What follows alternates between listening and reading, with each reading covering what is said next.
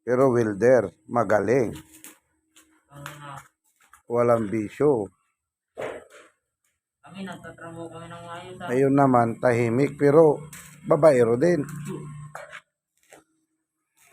Yan. Galing oh. Ang gaan ng kamay.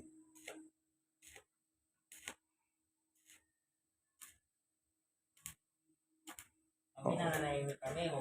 Walang magugulo dyan. Nananahimik. Ito pala guys yung mga ginagawa namin oh.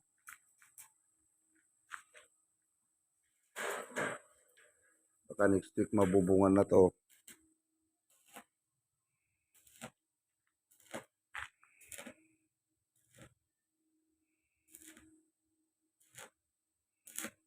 Oh, di ba? Ang galing. Ang galing. Di ba ang galing? Ang galing.